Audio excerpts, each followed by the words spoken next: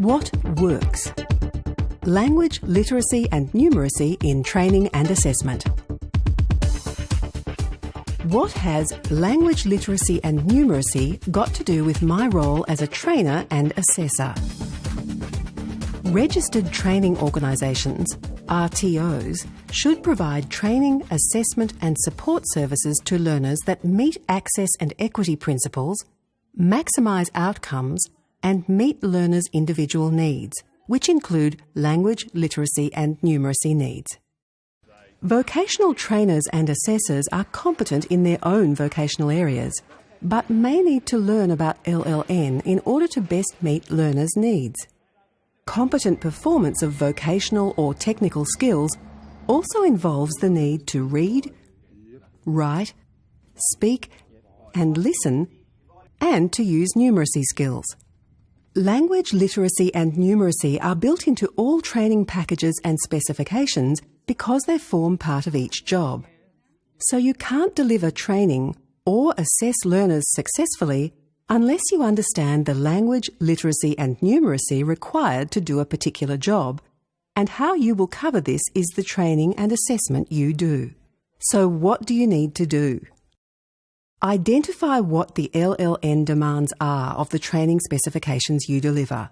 Remember that these skills are built into all training packages and specifications. Identify the needs of individual learners. You can do this by using pre-training assessments or by observing learners in the learning environment. This will mean you are prepared. You can foresee difficulties in a learner's progress, and so you'll be able to offer advice and provide support earlier. And this early support may also encourage the learner to have a more positive approach to the training. Because you've identified individual language, literacy and numeracy needs, you will also be able to adjust your training methods and integrate language, literacy and numeracy strategies into your normal training delivery. And you can also adjust and customise your training and assessment materials to match the LLN skills required on the job and in the workplace. Just finding out as you go, as you chat with them, the differences in their learning experiences, it's a big thing.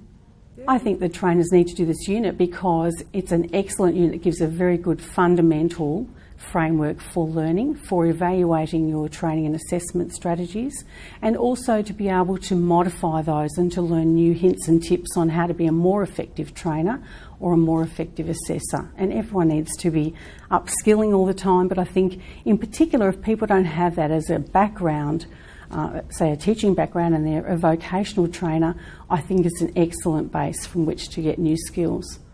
To me this was just going to be a regular class.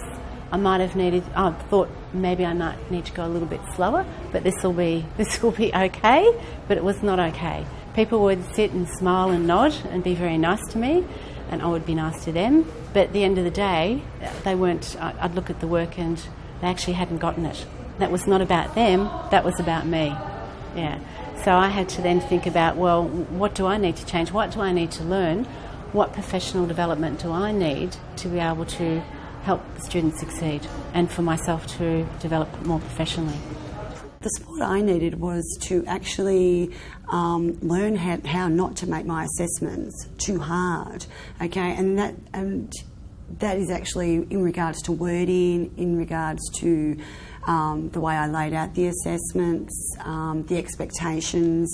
I was expecting students to be at a level that they shouldn't have been at that point in time. And that I should have been looking for that level at the end of the course rather than at the beginning or the middle.